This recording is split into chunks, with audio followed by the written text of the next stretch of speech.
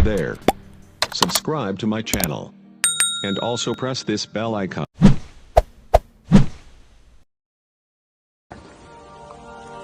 حضرت خالد بن ولید رضی اللہ تعالیٰ عنہ فرماتے ہیں کہ ایک مرتبہ میں آپ صلی اللہ علیہ وسلم کے پاس بیٹھا ہوا تھا.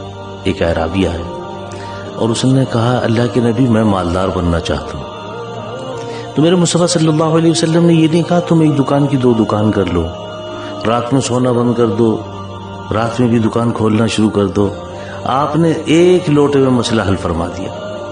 آپ نے کہا باوضو رہا کرو مالدار ہو جاؤ, باوضو رہا کرو مالدار ہو جاؤ گے.